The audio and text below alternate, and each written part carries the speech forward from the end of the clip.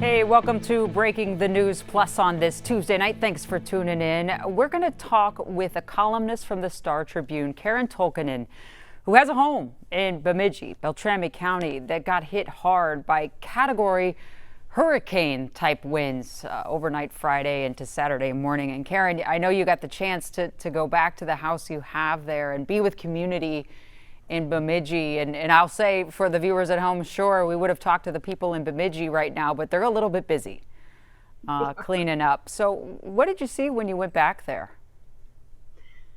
It was shocking.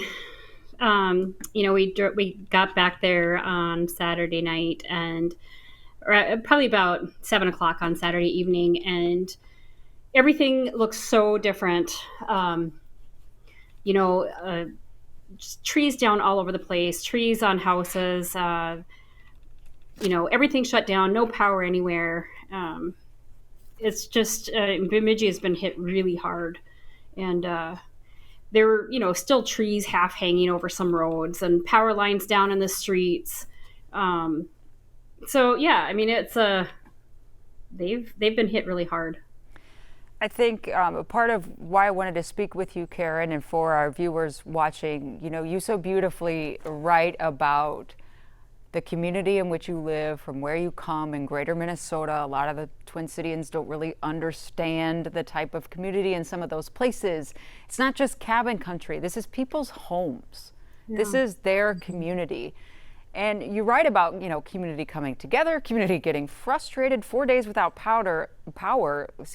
Let's not forget how hot it was this weekend. So do you see people helping each other out, trying to get through this? Oh, for sure. Yeah, definitely. One of my friends, Lisa Boulay, who lives in Bemidji year round, wanted me to make sure to emphasize that people were helping each other. She lives on a dead end road near the lake, and one of the things that she saw when she got up and out after the storm, all the streets were just blocked with trees. But anybody who had a chainsaw got together, and they were going out to make the roads passable to get emergency vehicles through. There's been a lot of generosity happening in Bemidji. People wanting to, people even offering their homes for people to come in, stay, cool off, people with electricity, making that available. And it's not surprising. I really, I've always loved Bemidji, as our home for a number of years. And every time we go back there, it feels like home. So Bemidji is really coming together. When you went back over the weekend to try and clear your property there, did you and your husband, you wrote about in your column today so beautifully, kind of got both the physical and emotional sense of the enormity of the task at hand? Yeah, physical is a good word for it. There's like a lot of a lot of physical work that's going to have to take place. You just have to tackle it. Nobody's going to do it for Bemidji, and Bemidji is doing it, on its own. I mean, we're just people are getting together. You hear chainsaws all over the place. People are just working. I mean, a lot of the problem, there were cars that were crushed. There were homes that had damage to their roofs. But there were, the biggest problem is just the infrastructure. Just getting the roads open, getting the power back to people. That's going to take a lot of. I just called the power company today and to see if we had power there yet, because we have renters moving in soon, and they said nope, our neighborhood does not yet have power. So there's still quite a few people without electricity up there. Yeah, it's kind of this paradox, right? Because that area, known for its beauty, its tree canopy, when winds hit it, that same thing that we love about it harms it. I know, that's so true. Yeah. Bemidji depends on tourist dollars, and it's just a big, gorgeous lake there, Lake Bemidji. And a lot of people come to fish on it. They stay there. There's, really nice hotels. There's a gorgeous state park. And the trees in Bemidji, I mean, they'll grow back, but it's going to take a long time. And they just add so much, just like the smell of the red pines, the needles, the just watching the pines fill up with snow in the winter, it just provides Bemidji this really kind of romantic quality to it. Just this really a loveliness to Bemidji. But I guess Mother Nature is what it is, and in this case, yeah. But there's one hopeful thing. Well, many hopeful things, but one of the hopeful things that I noticed was that there are trees that are coming up. They're juvenile trees, and it's going to take a long time for them to grow. But they're already like maybe 5 or 10 years old, and they survived, and they'll be coming back. It'll take a while. Yeah, and things like this, you're on staff with the Star Tribune. You know that we live in a time where we barely to catch a breath between whatever disaster comes next, whether it be violence, whether it be a storm, and for the people of Beltrami County, they can't be forgotten. It's a county that does have a pretty decent share of poverty. 17% of Beltrami County is in poverty. The governor noted that today, and like Minnesota has to help Beltrami County. They can't just do it on their own. Yeah, one of the things that I've been wondering about is about housing. There is already a housing shortage there. So, how is this impacting people who are trying to find places to live?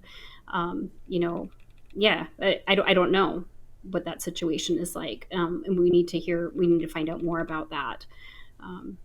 So yeah, I mean, and the thing is, I mean, Bemidji, yeah, there is a lot of poverty there, but what I saw when we were there this weekend, I mean, people are really trying to, they're really working hard.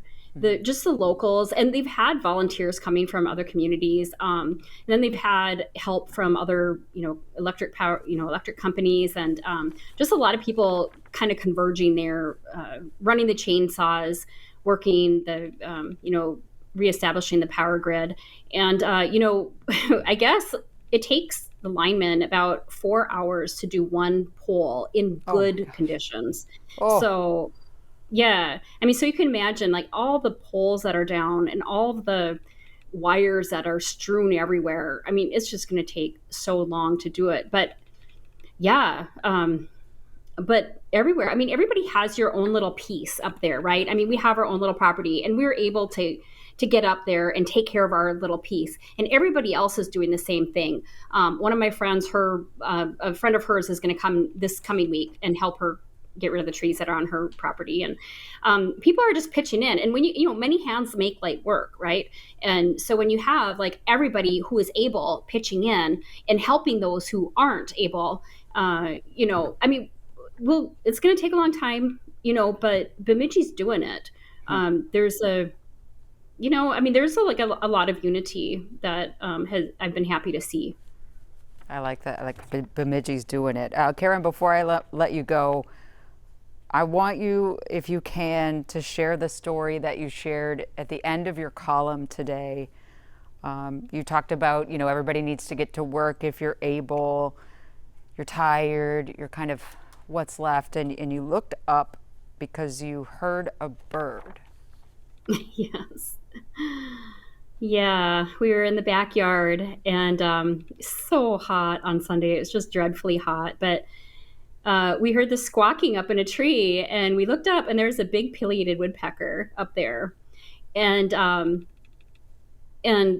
adult woodpecker was not the one that was squawking. It was one of their babies that was squawking. A little red-headed baby woodpecker, pileated woodpecker, was probably about 30 or 40 feet up in a tree, and poking its head out of the nest and yelling at its parent to get it some food. And that little family survived hurricane force winds and category 3 hurricane level winds. That's a powerful storm. And they were up all the way, in this dead tree. They went through that. What was that like for them? I was wondering about that. But then, they're just doing what needs to be done.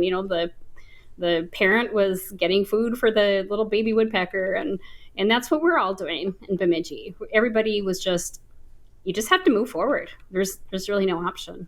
Yeah, nature moves on, and so do we.